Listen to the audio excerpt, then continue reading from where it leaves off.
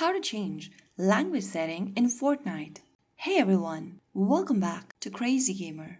If you are wanting to customize your gaming experience or fix language issues in Fortnite, then changing the language is actually pretty simple. First things first, launch the Fortnite game on a device and wait until you reach the main lobby screen.